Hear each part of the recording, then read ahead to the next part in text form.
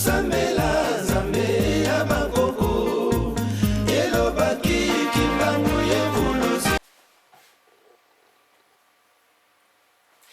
Batata bamambo ndeko bana somi ya mboka Kongo bisika nyonso bino bozali ngai natombeli bino mokolo malamu nakumisi bino ekotalaka bino bande oyo lelo oyo ngai wa bino na bilu Kongo biswaki nkosi ya mbemba oyo wapi azali mokambi monene ya nzila Kongo na ye lelo po na kwa koyebisa bino pe na kwa kobetela bino lisolo na tina ya mvuluzi kimbangu ya solo mvuluzi kimbangu awa na kati ya diaspora Amerika partout na Congo akei sango esika wapi mutu nyonso tu akomi na kombo ya kimbangu mutu nyonso tu bakomi kolata kimbangu alors que atako batu balati kimbangu kasi mingi bayebi masolo ya fumu kimbangu te mingi bayebi masolo ya mvuluzi kimbangu te yango oyo ngai lelo wa pino na bilu kombo biso akinkosi ya mbemba na se décider ngai na kwa koya ko betela bino na maimanso oyo ngai na yebi na tina ya mvuluzi kimbangu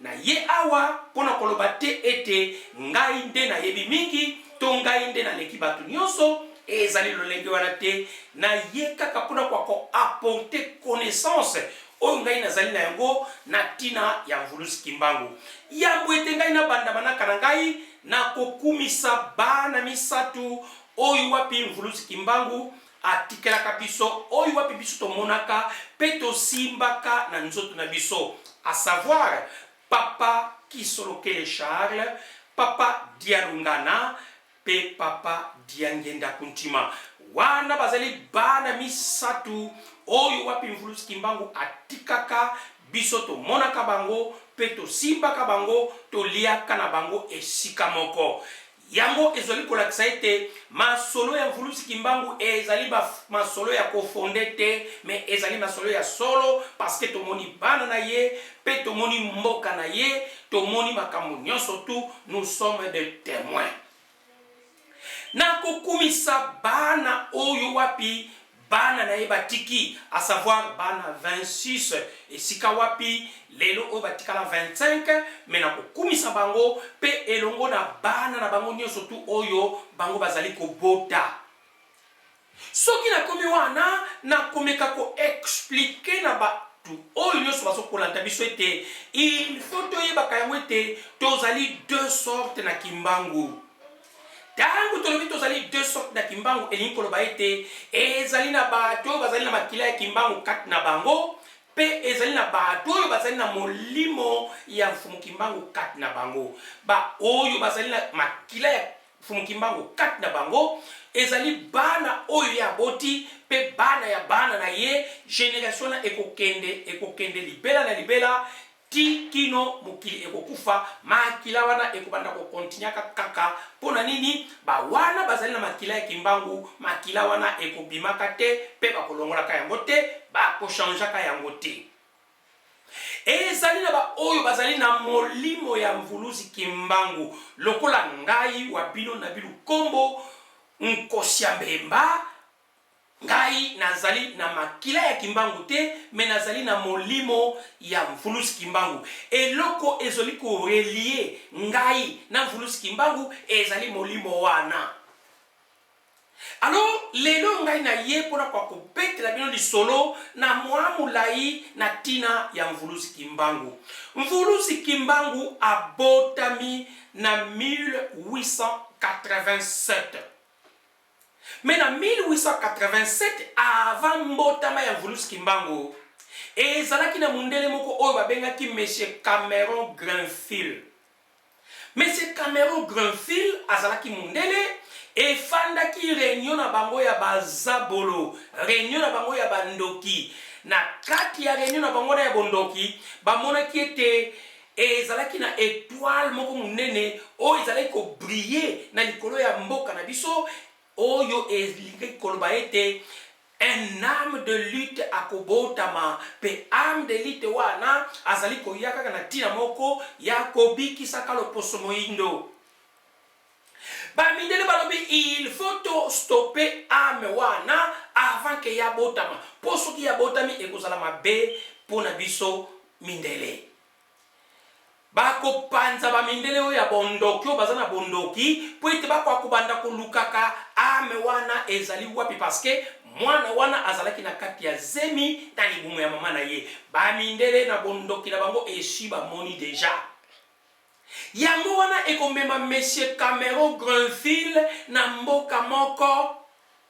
me tangu ya kokoma na mboka wana mokonza mboka pe ya kotala ye na bondoki oyo azalaki na yango na lisu ya molimo esika wana akomona ete moto oyo azali na makanisi mabe akobenga ba jeune homme alobi na ba jeune homme alobi ba jeune homme bomoni mundele wana na cheval na ye soki kaka botiki ye biso tokobeba il faut boboma ye avant que ye asala likambo oyo alingi kosala ba jeune homme babandi kobongama na banzete na bakiubi bamasheti po bakende koboma mundele me mama moko awutaki na bilanga azoleka ntango akomprendre ke balingi baboma mundele mama nabi mama soki kaka babomi mundele awa na kati ya mboka oyo elingi koloba ete bamindele nyonso bakoya na manduki na bango donc biso awa biso nyonso tokokufa mama wana keiti ake koyebisa mundele yo soki ofandi awa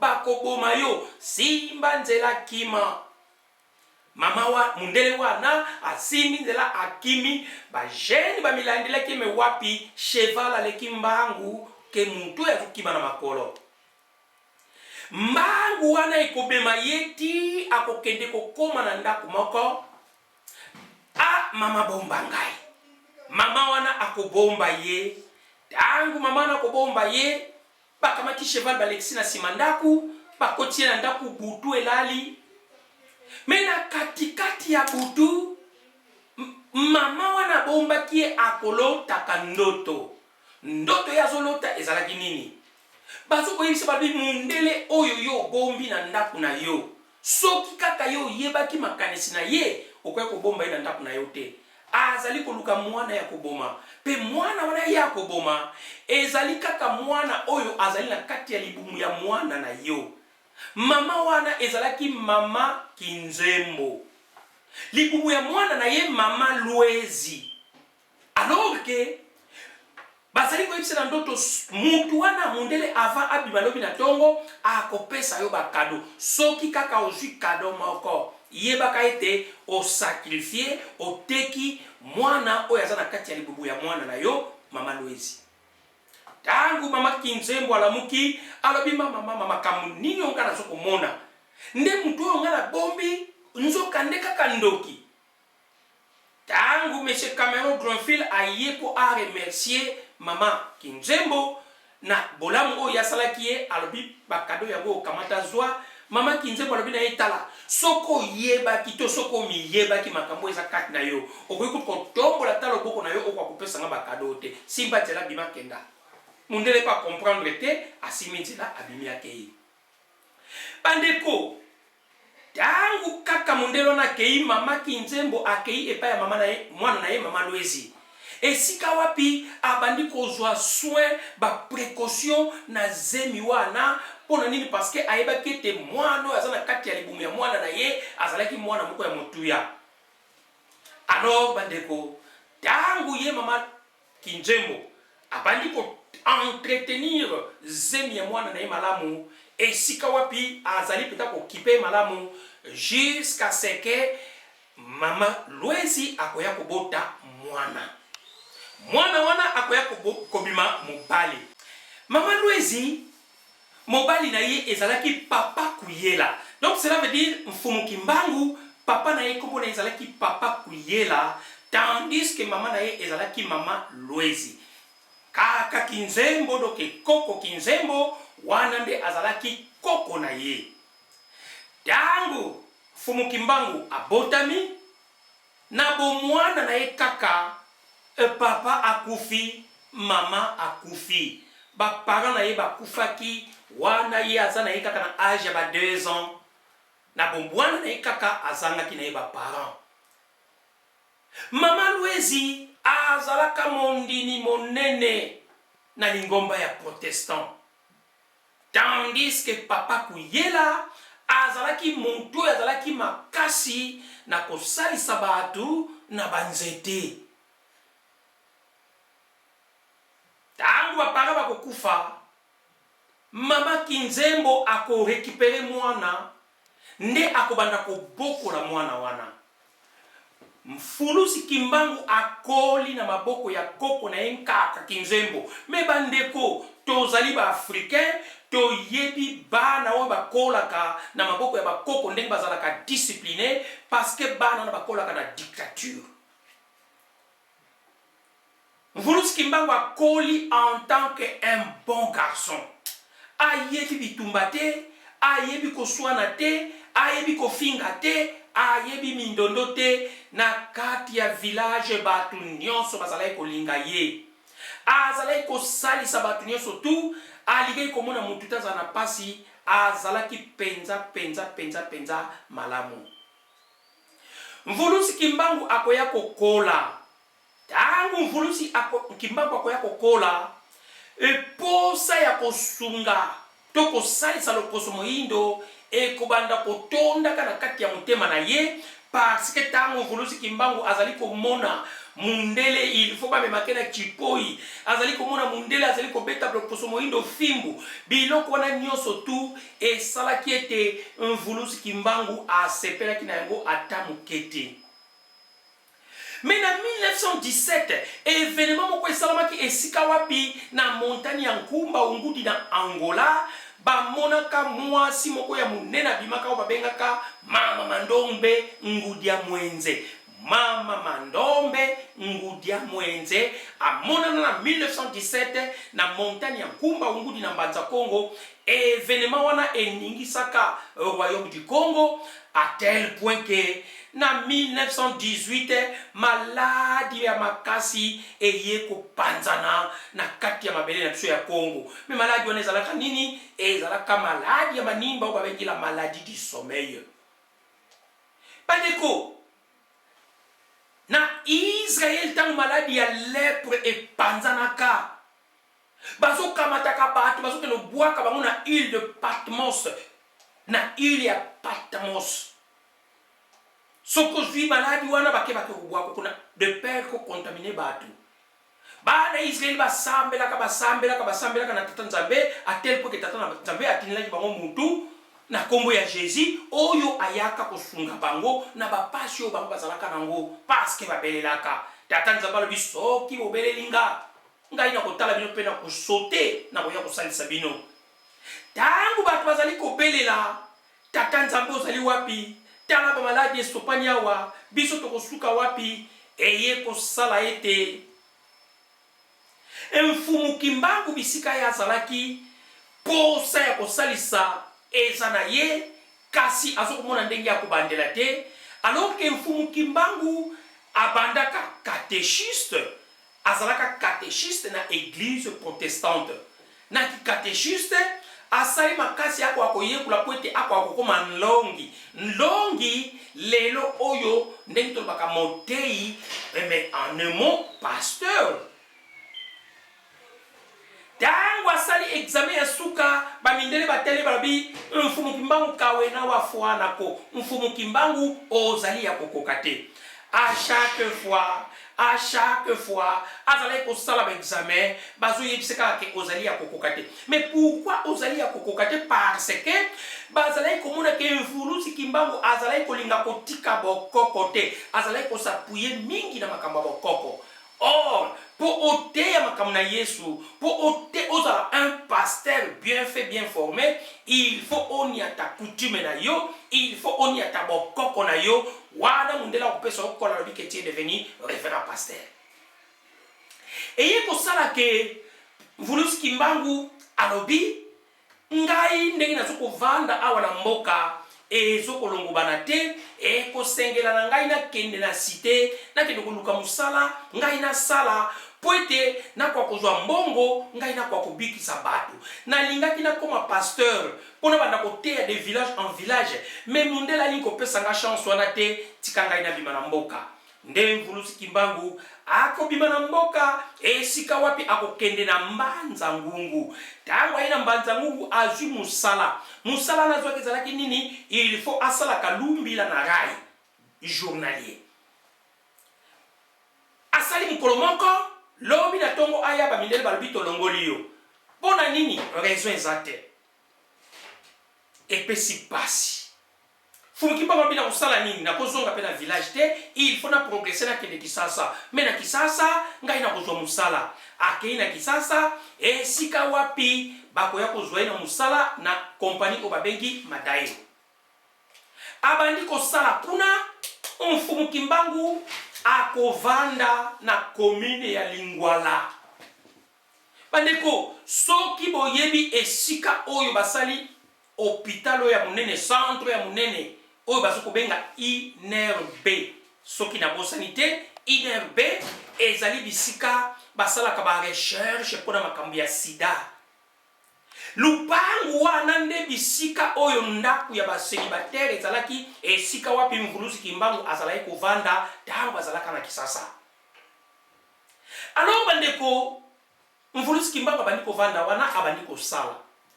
Metangu fendi mwe koki akei po ake dokozwa mbongo balabina Mvulusi balabina Kimbangu oyeli suko sani parce que ozalaki déjà osio jimbongo. Albina jimbongo te balabia osio jimbongo d'ailleurs to yom to signal. Aliga dixte ba pioso ba bia aboni boy ko aventure toni. Abimi. Deuxième mois la même chose. Troisième mois la même chose. Asala kana yeme azwa kambongo te muntu mususu ne mutazwa kambongo ne sika na ye. Alors Mvulusi Kimbangu moni malabime c'est quoi ça? 7 mois. 7 mois Mvulusi Kimbangu atusha kambongo te. Abona bina ko continuer ko sala ka boité malamu na stopper musala parce que nazo sala mais nazo kozwa mbongo te. Mvulusi Kimbangu a stopper musala. Tango a stopper musala ko sala nini? Abandi ko teka, abandi ko sala banzeta fufu po atekaka, abandi ko somba ba biscuit, ba bonbon na ba magasin na de gros ya tekaka mona détail.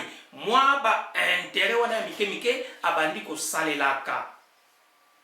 Mais eye ko sala ke tangu Mvulusi Kimbangu azalaki kuna azalaki na groupe moko akotaki na groupe moko, groupe culturel, groupe d'amitié oyo babengaki Kimvukaki ya bana ba Congo dia ntotela, un groupe de ressortissants ya bana ya royaume du Congo. Groupe wana ezalaki dirigé par Mbuta Makola, ezalaki dirigé par Mbuta Yengo. Mbuta Makola na Mbuta Yengo bazalaki parmi le premier riche ya ba Congo. Mikolo nyonso na groupe wana bateyaka mais Mbuta Makola azalaki mwa makasi avancé parce que ya yebaki muntu babengaki Marcus Garvey. Marcus Garvey azalaki muntu yo atelemaka na Jamaïque oyo wapi alobaki ke faut batu nyonso ba contribuer basala bato moko ya monene tous les Jamaïcains balingai bakota na kati ya zongisa bango na Afrique. Marcus Garvey amindele bakotaka ensoki tisu kanango balekaka ye, mais Marcus Garvey abotamaka na 1887 na même année Mfumukimbangu abotami na 1887 na royaume du Congo. Marcus Garvey atelemi po asunga azwa baindo azongisa bango na Afrique.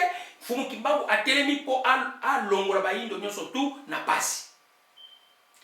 Eye kosala ke mukolo mususu babane kobeta masolo Mbuta Kimbangu animé par l'esprit ayebisi Mbuta Makola lobike un jour ngai na kokangola loposo moindo na pasio bango bazali na yango.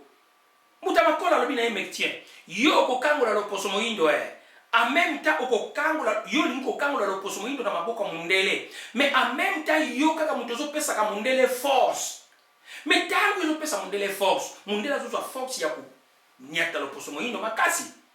Faut que tu force na zopesa bien, mais oui. Pour yo ozoke no somba ka biloko epai ya bamindele ozokende koteka kaka na détail yo te moto ozobénéficie mais mundele moto azobénéficie alors mundele azokóma de plus en plus riche na mbongo yo ozokende otikela ye alors ke azokontinue koniokola loposo moyindo soki vraiment ya solo olingi obikisa loposo moyindo kosombaka lisusu babiloko na bamagasin mindele te mpo ozokoenrichir bango soki bango baza lisusu na bato bakosomba te bakokoma bapauvre mpe bakokanga kimbango alobi eza ya solo alobi donc sikoyo ekosengela ngai nazonga mboka esika wapi nakokende kosala babilanga manioko na kosala bilanga banguba na koteka mbongo na ngai fo nakangola loposo moyindo mvuluzi kimbangu ase décide azonga na mboka kivukaki ya bana bakiokongola ya ntotela basangisi mwa mbongo moko ya moke bapesi ye comme kwake muto tozalaki na ye moninga toalaki na ye wana akei tika tosunga ye mvuluzi kimbangu azwi mwa mbongo wana esika wapi akokenda wenze asombi de nzombo moko ya mulai moko ya mokuse alobi na ye na mboko nasali me nazwi mbongo te tika ngai nazonga esika wapi nakende namemata nzombo oyo ya munene pona mwasi na bana kasi nzombo ya moke pona nkaka kinzembo tangu fumu kimbangu azozonga komi kaka na kazangulu bakomi nzela nsiku soda moko atelemi wana fumu kimbangu aleki na pembeni soda na teme adi yo yaka eske otangi te abi benga nazoleka na uti kisasa nazonga mboka lobi awa balekaka te eza interdit ale fanda wa nini eza na saki na yo bafungula saki bwe amoni nzombo soda wana komona ezaki mbuta mfufu alobi nga nzombo nde yango nalikaka ndenge eza boye na botoli yo nzombo osimba nzela akende fumu kimbangu alobi yo okobotola nga nzombo ngai nauti kisasa nasali 7 mois nasali bafuti nga te mwa ndambo ya mbongo oyo bandeko bapesi ngai yango nasombi nzombo namemela mwasi na bana mbuta mfufu alandi po abeta ye fumu kimbangu ayebisi abi soki vraiment ya solo yo oyebaki moto aza en face na yo okoki kobotola nga nzombo wana te mbuta mfufu atuni moto aza na face na ngai yo nani abi nga naza mokonzi na yo me ngonga na nga nano ekoki te nga aza mokonzi ya bayindo nyonso me ngonga na nga nano ekoki te tangu ngonga na ngai okokoka yo okoregrete makambo osali abi yo mokonzi ye alingi alanda ye abeta ye fumu kimbangu alobi na ye likambo te kamata nzombo wana lia okoliaka nzombo wana mikolo nyonso nzombo ekosila yo te ti jusqu'à ce kokomona nzoto na ngai ya kufa tangu yo komona nzoto na ngai ya kufa okotemone na miso ya bato ete moto oyo alobaka na ngai ke ye azali mokonzi ya bayindo nyonso nde na ntango wana oyeba kokufa fulusi kimbangu aleki ake na ye nde mbuta mfufu akei na ndako na ye apesi balambi nzombo bale asepeli lobi nango ndambo etikalaki bale nzombo esili 3e jour mwasi alambi madesu tango aye akamati madesu afungula na kati boye ekomi nzombo mukolo mosusu balambi pondu afungula boye ekomi nzombo biloko nyonso bazotia nzombo abengi mwasi abime eske nzombo yango oyo nga nayeki nango na site boye nzombo esi esila kala amendenge nga nazomonaka nzombo kobanda mukolo wana ekomaki mbuta mfufu biloko nyonso bakolamba soki akotia ngo na munoko gu nango ya nzombo ezala lipa gu nango ya nzombo mpe baye kosunga ye atako aliaka nzombo ngo mikolo nyonso meposa nzombo esilaka ye te mpe alembaka yango te mbuta mfufu abandi kolia nzombo mvulusi kimbangu azongi na nkamba kuna na nkamba bisika akendeki bamoni mutu azongi me achange akomi kaka soki ntongo etani ake na zamba na zamba kuna soki abandi kotala ne likolo biloko ye azotala biloko ye azomona kaka ye moto ataomona ngo ntango akobanda koyemba akobanda kosambela me biloko nyonso bandaki kosala bato bazalaki kokompate parceke na banzembo banda koyemba ezalaki kaka ya ye moko na balosambo bandaki kobeta kaka na lolenge na ye donc bato bakomi na mwa confiance bazoto mais c'est quoi ça finalement eza nini ti aye kofanda na mukolo ya le 8 mois 1921 mukolo mosusu mvulusi kimbangu alamuki ayebisi bato ete bandeko lelo na butu ya lelo ba angelu bayelinga esika wapi baye kolakisa nga mosala na nga na kosala bato babia bon omoni ba angelu abita amoni ba angelu batune ba ange wana bazali mwindu to bazali mindele alobi bazali baindo te bazali pe mindele te mais bazaka ka lumière wana ezalaki réponse oyo Mvuluzi Kimbangu apesaka na noto na tongo ya le 18 8 mois 1921 tangu ba ange bayaka ko visiter ye pe koya kolakisa ye musala ya kosala. Alors que na le 6 avril mwana mwasi moko akufaki esika pe Mvuluzi Kimbangu akendeki tangu Mvuluzi Kimbangu akei kokoma ya komi kuna bazokolela mowei pai Mvuluzi Kimbangu azalaki motema na ezotinda ye bazobane telema kende kolamusa mwana wana telema kende kolamusa mwana wana akangi motema me batelemisila makasi papru ye wana paf bakena ye ake kotelema liboso ya manini alobi botika kolela batiki kolela asali invocation na papa tango abengi komwa mwana mutalamuki evenema wana ye koningisa yo moko yebi batu na mokilo eloko balukaka kezalaka miracle donc evenema wana ye koningisa batu nyonso to babimese kwasa esika wapi Mvuluzi Kimbangu batu siko bakubata koya Mvuluzi Kimbangu akoya kobanda musala a partir ya le 6 avril 1921 Mvuluzi Kimbangu akoya kobanda musala abandi kosalisa na nkamba. Me bandeko na yebite soki lelo oyo tolobi tosala film ya nkamba na tango ya Mvuluzi Kimbangu ekozala impossible parce que peloton wana o bazala koyaka na nkamba to kwa kozwango te na ba film ya lelo à moins que na yebite bato basala na ba caméra basala ba G parce que chaque jour na nkamba bazala ko totaliser 40 à 45 000 personnes o bazala na posa ya lisongi ya Mvuluzi Kimbangu. Mvuluzi Kimbangu azosala ba miracle à chaque minute, à chaque moment. Oh, esalaki ete banda kwa Nzambe nyonso tu na Congo Brazza, Angola, Kinshasa, banda kwa Nzambe nyonso ekauki bato nyonso bake na nkamba. Oh, esalaki ke ba wenze nyonso na bamboka na misato ekauki bake koteka na nkamba. Oh, esalaki ete ba hôpitaux ekauki bato nyonso bake kobikila na bango na nkamba.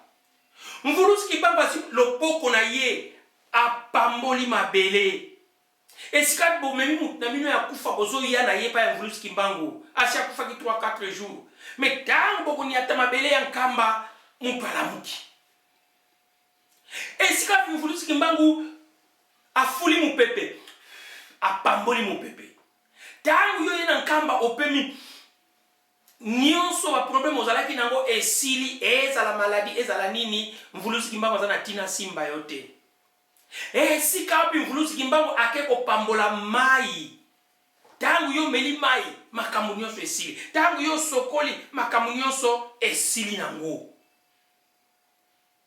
bandeko ba miracle ya modele ebandi ko salama. Mais tangu Mvuluzi Kimbangu azosala na kombo ya Tata Nzambe ya Mpungu Tulendo. Azosala na kombo ya Tata Nzambe ya Mpungu Tulendo esika wapi ekosisite kanda ya Père Jening na Père Jodom. Mukolo mususu Père Jening ezalaki na le 18 mai. Esika Père Jening akoya na nkamba ko challenger Mvuluzi Kimbangu. Alibina Kimbangu yozo kotelemisa bakoka ozo kobikisa ba maladi na kombo ya Tata Nzambe ya Mpungu Tulendo. Ngai na kobikisa na kotelemisa bakoka na kombo ya Jésus. Pesa nga bakoka ba memili 4 koka. Abengi au nom de Jésus, au nom de Jésus mundela papa kati akotelemisa bakoka bazokwea do bakoka bazo. Fumu Kimbangu albitala ozo nyokola bango tika. Tamu Fumu Kimbangu yanobika ka munkumbu ya Tata Nzambe ya Mpungu na kombo ya Tata Nzambe ya Mpungu. Paf! Bakoka nyonso batelemi. Mbala boko bato babeti mako Jeninga yoki soni. Jeninga yoki soni. esika pi jeninga koloba yo olobi ozali motindami ya tata nzambe koya kobikisa bayindo metala tata nzambe oyo atindi yo apesi yo banzembo te ozoyemba kaka banzembo na biso esika wapi mvulusi kimbangu akoloba monoki kubatumisiko ngai natindi bango te bayembaka banzembo na bino meko banda lelo bakoyemba bango mpe lisusu te mvulusi kimbangu akobenda lindalala mbila tango azokoningisa ngo baso ya banzembo ya sophistiqué ebandi kobima esika molimo ekiti banzembo esopani yango bomonaka l'église kimbanguiste azalaka na baso moko sophistiqué bokende kotala basymphonie na bango bokende kotala musique oyo église kimbanguiste abetaka nulle part ailleurs au monde okomona ngo seulement dans l'église kimbanguiste ezali son ya bango moko oyo wapi ebimelaki na ye moko mvulusi kimbangu jeninga yoki pasi jeninga yoki soni na tango wana bakobanda kokomplete babanda kokomplote kobanda bakomplot me ndenge nini tokosala mpo tosukisa motu oyo bakobanda kosala bakomplot ya modele bakomplot ya modele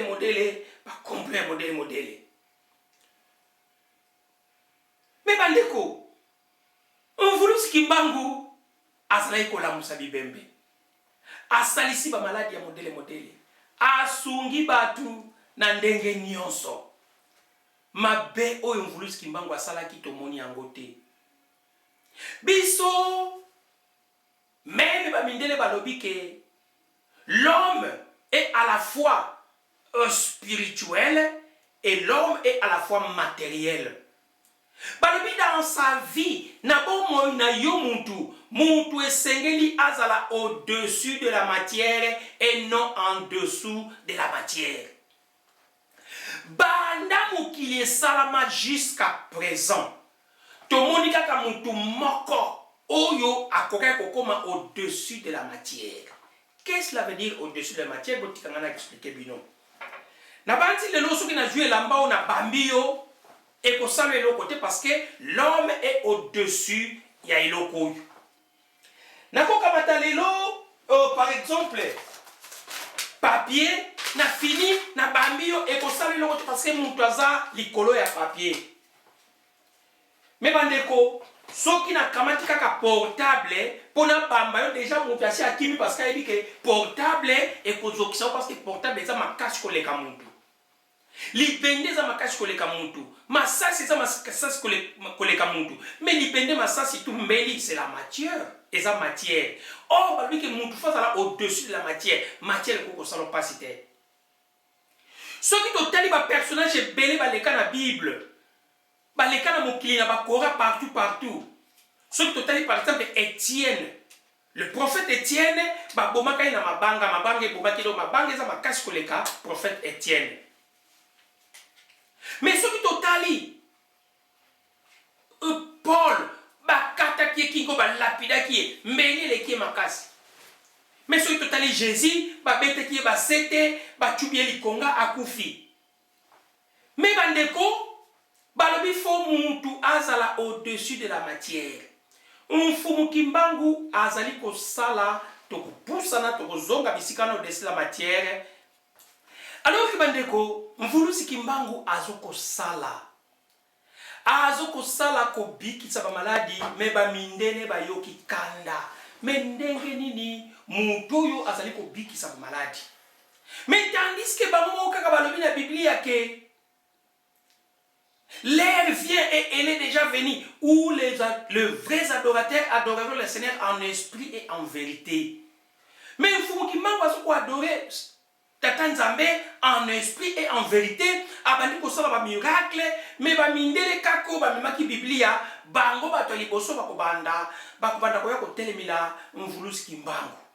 Oh esalaki ete na le 19 avril 1921 tangu mvulusi kimbangu akei na nini ya Gombe Lutete esika wapi ba mindele ba kotuka ye balobi kimbangu yo mtozo bungisa batu yo mtozo bungisa batu zolongola batu na nzela me nzela nini azolongola bango bandeko bolanda bien parce que batu mingi balobaka ete Kimbangu azalaka chrétien azalaka kosala Yesu mais tala modele ba chrétien bango bazali koloba bazo kotuka ye bazo ba yonde muto zo kobukisa batu bakomi kolandaka yo bakomi kobunga nzela donc Kimbangu azalaki kolongola batu na nzela wana asomema bango na nzela ya bopiso bandeko benda bikatenga eye oyo wapi na le 7 mai 1921 molimo moko ya kosakana te kitaka na nkamba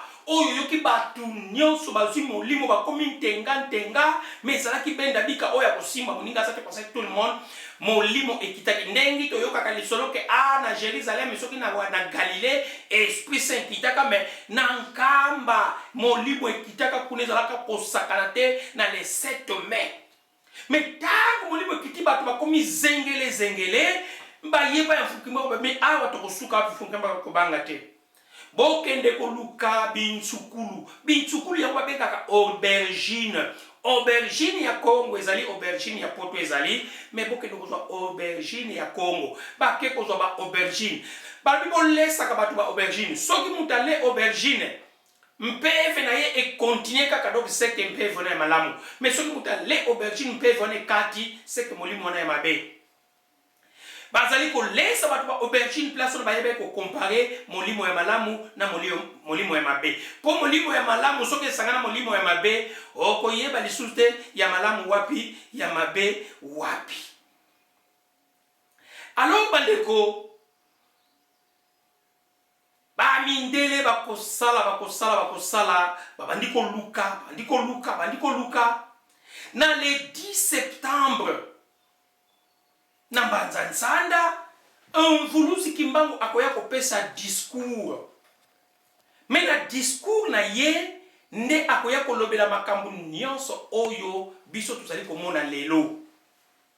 Discours wana ezalaki discours babengi l'enseignement défi du prophète Mfumu Kimbangu oyo wapi amemaki aye kopesa discours ya munene bandeko na kosenga na yo okota na discours wana esika wapi mvuluzi Kimbangu alobaki ete bobosa na balangue maternelle la bino te alobi na tango koya pasi ekokota batu bakobunga nzela esika wapi batu bakobunga nzela bana na bino bakokende na mikili ya poto mikili ya bapaya bana wana ta bakokende bakobosa na balangue maternelle bana na bakobosa na même place bauta alors que ba misusu kutu bakozala lokola proie ya bamindele.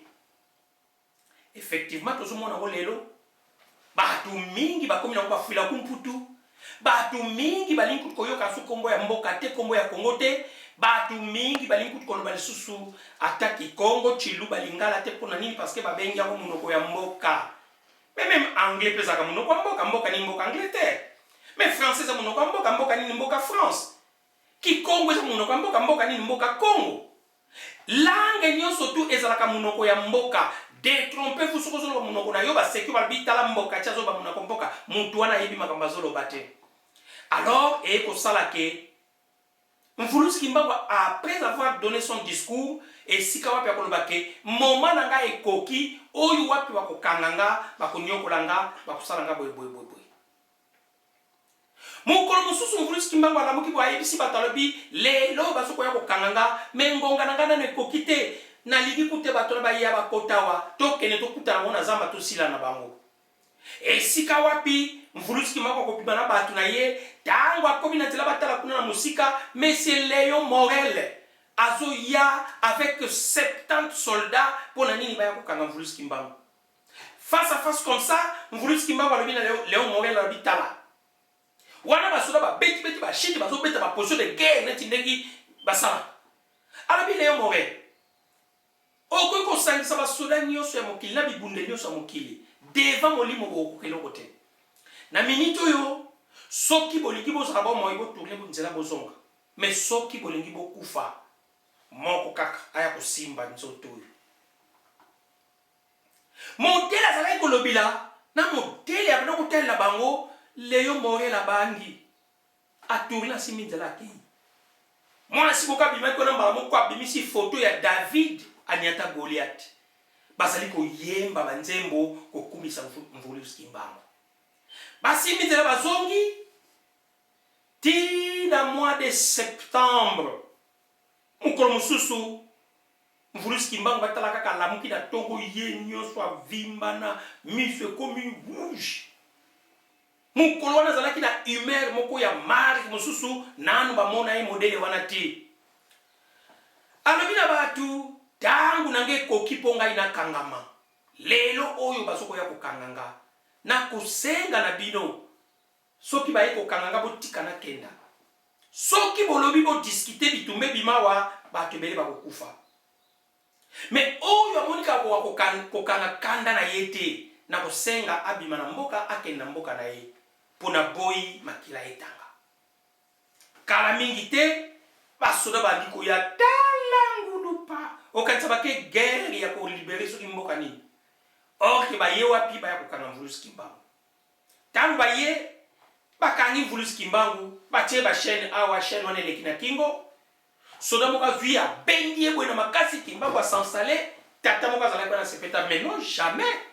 Kame boko ko benda ebwe taza kame mutu munene. Tata na zi morceau ya bikane pa na soda kwa mutu pasuki bitumba e bandi. Bitumba masasi ba soda contre ba civil occupé simbwe mbolo biso sokamata. Yangwe salaki ete ba zwi Kimbangu encadrement ba koti na mwanda moko de soda bazo garder kuna ba bazo bunda ba soda contre ba civil bitumba ba soda bazo kufa ba civil bazo kufa.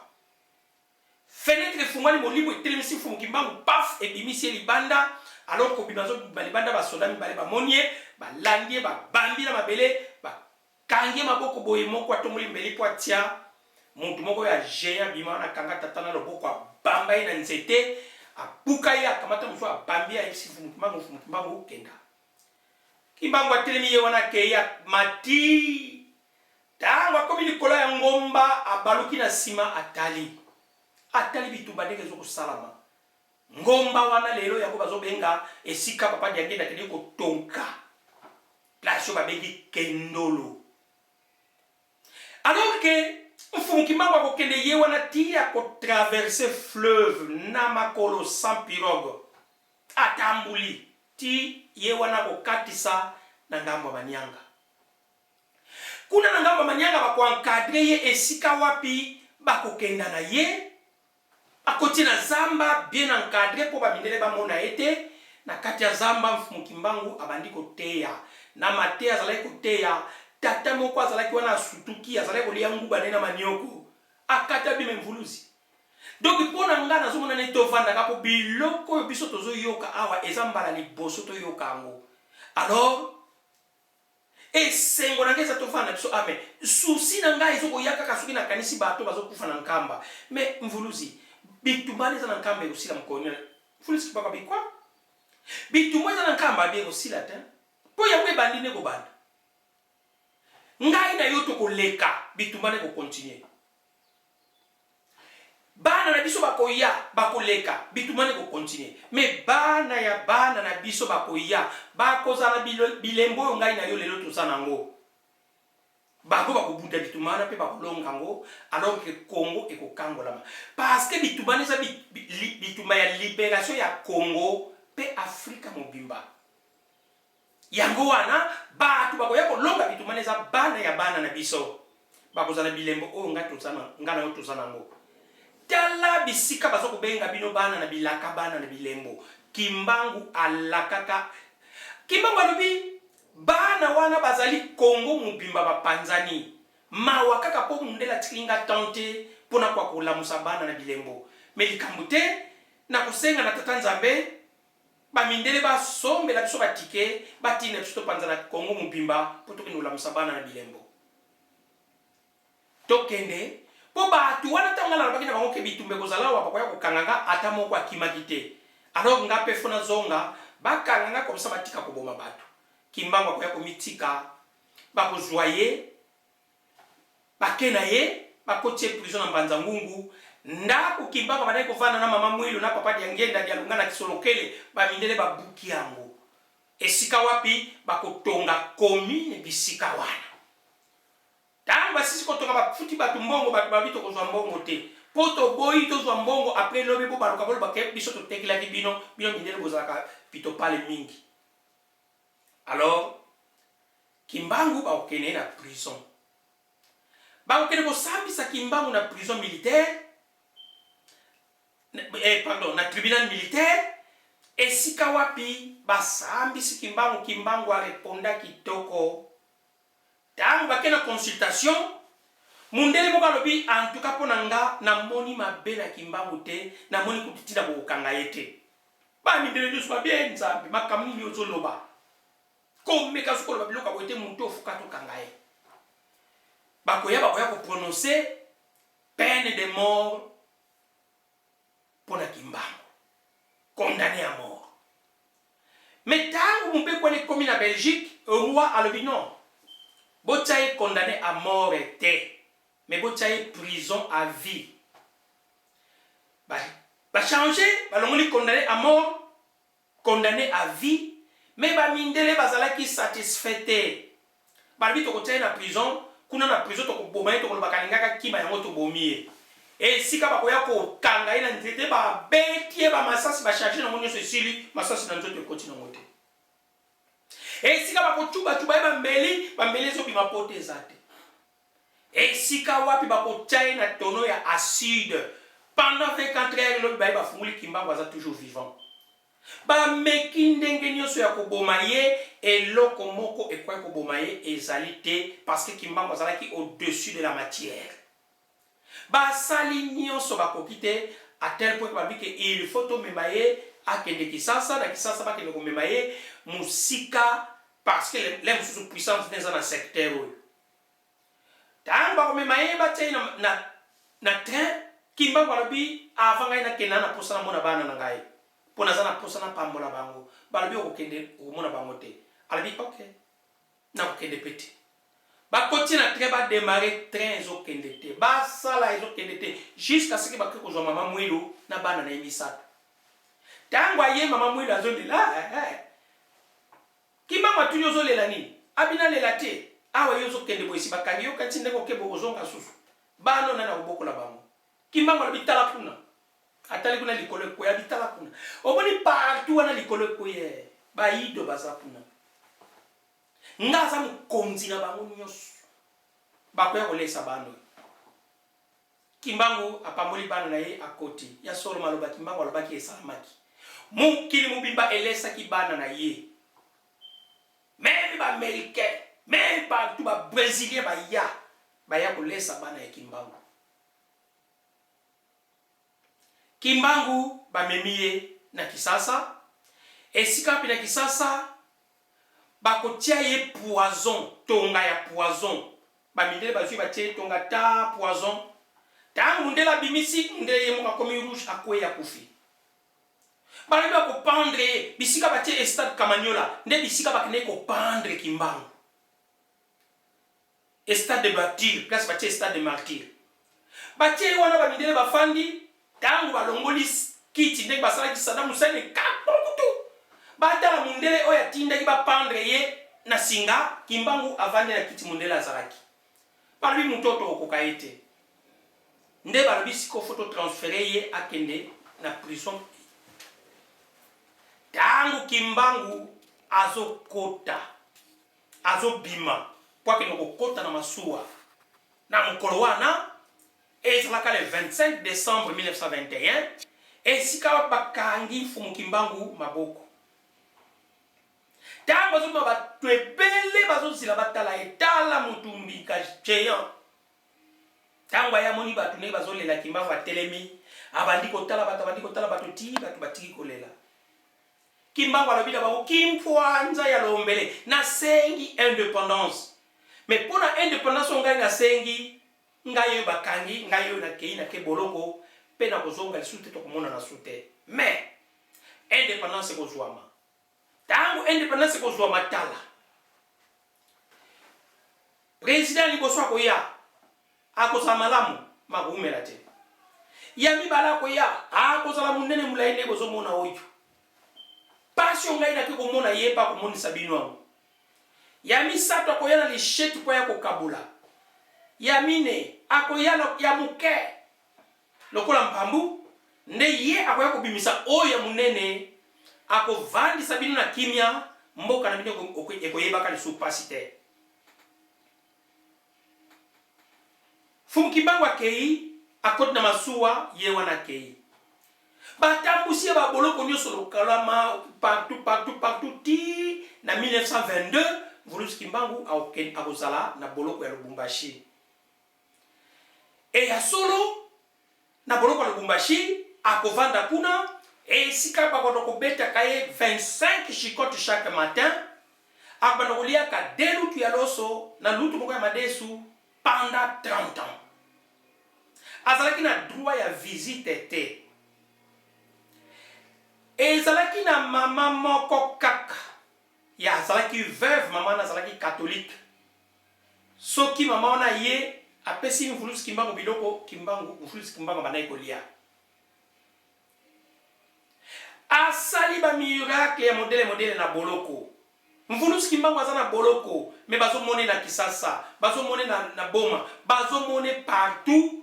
Mvuluzi Kimbangu azalaki partout. Bazo mone na Congo Brazza, mais mutu azana boloko na kati ya Lubumbashi. Alors, mokolo mosusu ba mindele babomi nzala pendant 4 jours. Bakamati mwasi wana oyo bandeko ya kotikela ke biloko lokola Kimbangu aliaka biloko ya mama wana. Bakalingi 2 pigeons na makemba mibale. Makemba na pigeon bakalingi yango elongo na poison pene kotiti na suka pota Kimbangu akolia kufa. Parce que bana ko beta ke ba fimbo soka zoki faut pas que no didisa ke na maya mungwa po akufa no ki bana ko linga kufa zala ki gênant makufa ate. Alors tangwa ye babimise babiya olali nzala mingi ya katala mutu na ye biloko akolia. Mama na zona ba plateau boye Kimbangu atali ba pigeon Pile vous allez comme si mandela bokende. Ba pigeon botima pa bo ekei. Ba pigeon bakalinga déjà. Alors bi makemba bino zalawana. Ba kutali la kabino. Makembe kiti pa boti pa banzete. Quel miracle. Mvuluzi Kimbangu asali ba miracle ya modele. Azala quand même kokoma mundele. Akene pe parmi ma mindele akochi na réunion ma mindele asali na bango réunion. Ba miracle ya Kimbangu soto bandito kotolo bakango to koma kango ezali ebele à tel point que to ko sisa na mokolo moko te. Mais mokolo mususu na kati ya boloko ba mindele ba ye balobi na ye ke yo lelo fozwa baptême kombo ya Yesu. Po ba mindele balobi ke muto soto tiki boya kufa e kozala échec pona biso. Et il faut te baptiser ye to changer kombo poto lo ba ekena mikolo na ye ya suka a se convertir ça qui na Jésus. Nde ba ko baptiser ye et pas ya sœur Eudoxie. Mais tangu ba ye Kimbangu alobi na bango alobi mais bandeko. Moi je suis prisonnier, na sa prisonnier. Nyonso ko sala ngana ko ndiba parce que na sa prisonnier. Mais bilo ko baptiser na kombo ya Yesu. Est-ce que boko ko tuna na Yesu ayebisa bino? Mon colonie ninga na kokufa parce que pas yango pesi eleki.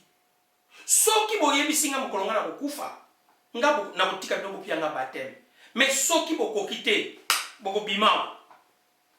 Bango babite wana za mabomba mi ya ye moko tata Nzambe, mutayeba ka mukone ya kufa te. Kimbangu alabi okay. Bokende ko panza sango partout, ngai Kimbangu na kokufa vendredi na 15h. Mais vendredi na 15h journée on est qui lundi. Donc 5 jours avant Kimbangu a prophétisé jour na ye liwa na heure na ye. Prophète moko sala ngote na mukilo. Maramoko vendredi na tongo ba yabo ba ekokuta mfumu Kimbangu na libanda. Batuni me yo bibi libanda nani ngwa bimisi yo. Batali prison e bukaniti. Bali ba kanga e bazo sema makasi nzoto Kimbangu comme lokola bibende bango nyoso ba koi pu bazo ko simbete. Ndeba tuba ye Mvuluzi Kimbangu bandi ko teya maloba ya suka. Mate na ye ya suka tangu ya teya lobike ngai na kei epai na tata. Na zongi na zozonga epai na tata lelo une partie na kozala na bino mais une partie na kozala na tata. Mutu nyonso tu natiki ye na nzela oyo akolanda nga aza na nzela mais oyo akolanda nga te aza na matiti. Tango ekomi 15 heures juste kimbangu abeti pan pan pan pan pan pan misato akwei lisu mo ekangama lisu mo efungwana mutu akufi. Batali bina boye mutu akufi bakene na salle d'opération basala autopsie. Or que bazalaki na besoin bazwaye biloko akati plus précisément rati na yebaki nango posa kimbangu lokola yebaki makanisi na bango alimusi nyonso bake no fungula boye pouf na kati bamona ni mutema ni muchopo eloko te bamindele bakimi. Lobi na tomba la muka nzoto ya kimbangu ekangamaka te elembaka te ekangamaka te elemba nango ezosala ba mouvement nyonso lisu moko ezotala moko ekangama. Température 36 degrés. Mais mutazo pe matin mutakofi. Ba minele babi muto foko kunda ye. Noki noki. Bake ko kunda juste bake ko kunde pembe na mai ponzo te pola noki. Mais bandeko 30 ans après de 1921 de 1951 bolim ici 10 ans après de 1951 à 1961 alors que Tangu Kasavu a continué à pouvoir comme président, parmi les premiers décrets assignés qui bozongi sinzoto ya Kimbangu ezalaki na kati yango ekosala ete na mars 1961 tozwaki indépendance na 60 na mars 61 papa Diangenda na escorte na mobimba bakomema cercueil mosusu bake ko récupérer nzoto ya Mvuluzi Kimbangu na Lubumbashi. Bakomi na Lubumbashi bakundola nzoto cercueil esi ekufa me nzoto ya Kimbangu normal kaka ndenge bakotiselaki yango.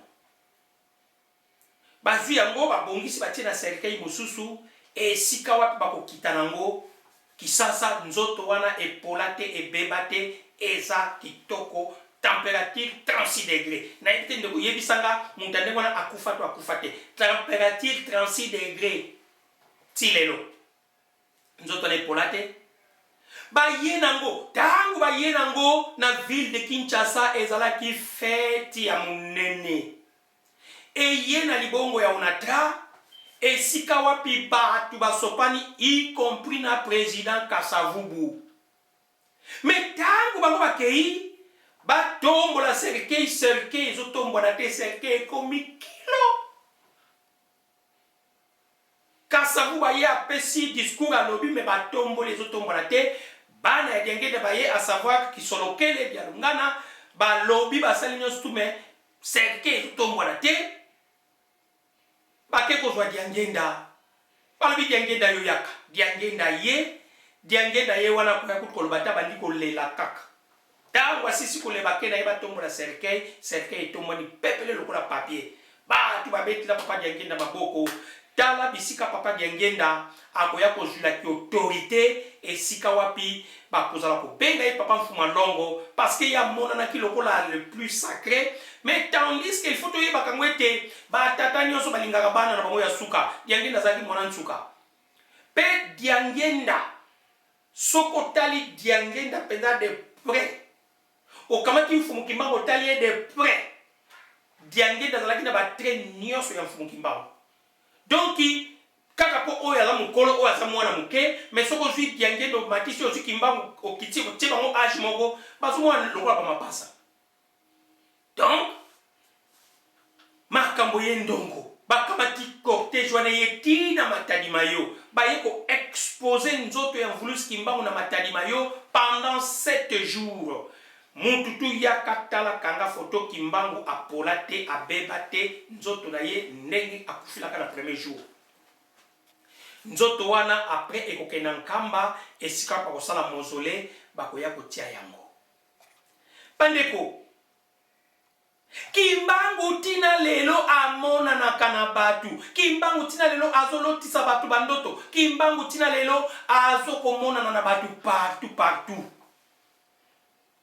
Mais ngai na yo tozoko kude tolingi yete obeleli na kumba kimbango komona ye obeleli makasi omipetoli okolota ye akobimela yo. Combien de personnes abimeli bato mosusu bazosala baventile kimbango abimela kinga kimbango abimela kiyo ya pesi yo nini mais soki mutu ayebi so ke namoni kimbango abimeli nga face à face yebisa ya tikili yo nini po kimbango kolongaka na mokili ya molimo te ayanika ayeka kobimela yo mpona kitoko na yo to bote na yo nayebi te. Soki kimbango ayepa ina oseka ye na mission moko spécifique aye kotikili eloko bato nyonso kimbango abimela bango bachangea soko kosalisa maladi te mona donc akofungulo ba faculté ezalaka pamba te kimbango aya na ye amoni abini asimi nzela kei. Ça c'est la fouteuse yango zomona la majorité 75% ya ba témoignage ya bato sur kimbangu ngata na landa ngona mona ngo lukuta mutango kimbangu ayaki abimeli ye mais il est toujours comme ça. Et l'on moko chante kimbangu soka ye abimeli ata olobi na mutu te bato bakomona déjà image ya kimbangu kati na yo parce que kimbangu amona na kana batu pe alata ka batu. Mais bandeko tala nanu passion mfumu kimbangu amona ki kobanda baboloko 30 ans de prison. Mais kimbangu atike kolala ndaka batol te atike kosomba chaussure te atike kotambola na ba voiture ya luxe te 30 ans de prison. Mais pas wana mona ki pona yo mais yo lelo oyo olinko ndima yete yo lelo oyo ozokende kondima ba mvuluzi ya bapaya ozomona kimbangu mutu pamba oyo wapi ayaki pona yo babeti azwi masasi bakoti na boloko likolo na yo moyindo ye moko alobi yango te na kei oyo akolandanga aza na nzela oyo akolandanga te akoti na matiti aprofisaki mpona kibokonzi na biso atie boye tomoni mpe kasavubu aye awumelaki te 5 ans akei mobutu aye kimbangu 30 ans de prison de 1921 à 1951. Mobutu a nyokoli biso de 1967 à 1997 parce que Mobutu a coûté na 60 na 65 mais après ça seulement na 67 donc 30 ans de pouvoir ya Mobutu 30 ans de souffrance ya Kimbangu 30 ans de souffrance ya peuple congolais.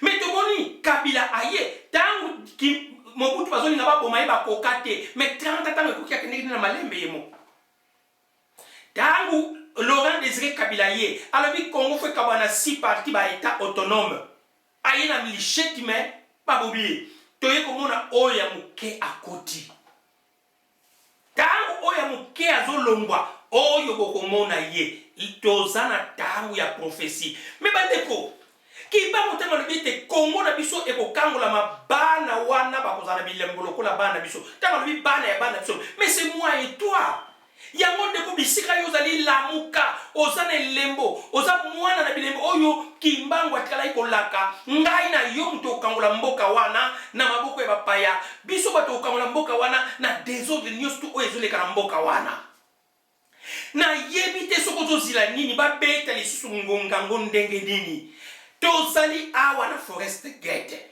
adresse na biso yango oyo nzila Congo azali kobenga yo yaka pote to kwa kokangola mboka na biso po etoka kozongisa bonzambe oyo bakoko na biso basambelaka bonzambe oyo bamfumuki bamba mama kipa vita baneko dimpwanga banembakala nzondo bamama mafuta baneko dimpwanga banembianda ngunga banembakala nzondo ba profeti ya solo solo baleka na mabele na biso baleta nzila Congo yo kaka muto tikali sino batu nyonso tibasi bayana bango yango wana na kosepela na bino boya to solola bo benga na banimero ya telefone bozomona na koyamba bino ezala na moi ezala na butu ngai telefone kanga makate na kozana bino ozana motuna benga tuna na kozala koyaka awa kopesa ka bino ndambu me bandeko ifubo yeba ete mutu ya mpuku ezala ke bandeli ya kwanga awa na komema kaka mutu ya mpuku na ko soko lingo lia nzoto yaka na Forest Gate esika wapi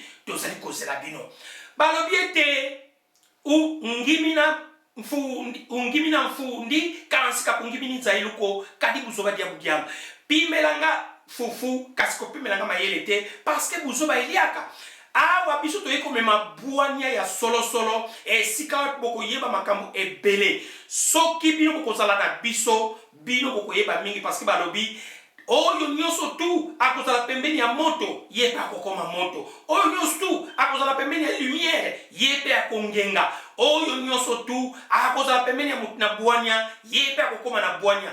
Ngonga yango ekoki bandeko bobukana te boya tosangana parce que balobi l'union fait la force. Ndila Congo ezali kobenga bino biso awa na Angleterre pe partout na ba Allemagne bisika nyonso bino bozali bosorganisaka bokota en contact na biso tokoya esika wapi tokoya kotambolisa bino na lokolo oyo bakoko na biso batambolaka. Pona lelo maimanso onga nasalaki nango na tina ya Mvulusi Mbangu mwa muke kaka oyo na memi yango oyo mbala mosusu nakoya lisusu kobetela bino lisusu masolo mosusu na tina ya Mvulusi Mbangu parce que Mvulusi Mbangu azali mvulusi oyo touti komona bana na ye, touti komona bandeko na ye.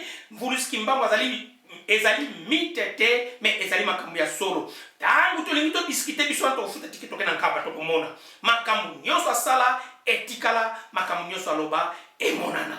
Yango na bandeko wabino na bino Kongo biso kinkosia mbemba oyo ngai nazalaki na pokwa na lelo yango oyo ngai natondi bino nakumisi bino pe ya solo na zongi sisu matondi na ngai na banso oyo bazali kopanza sango ya bakulu na banso oyo wapi bazali komema bwania bakamati bwania na bango kolakisa en public pour balobi ete peuple oyo ateya makate akendeke na bobungi me matondo mingi na ba oyo nyonso bazali koteya peuple na ntango ya lelo ba oyo nyonso bazali kopesa ntango na bango pe na zongisi matondi ya solo na bana ya Mvulusi Mbangu oyo bazali na Europe pe oyo bazali na Kisasa ya solo ngai natombeli bino mosala malamu bosimba kombo ya Mvulusi Mbangu malamu parce que Mvulusi Mbangu ezali mitete kasi ezali réalité oyo wapi ayaki po aya kokangola loposo moyindo. Soki ngai nakomi wana bandeko maloba na ngai masuki matondo ingeta.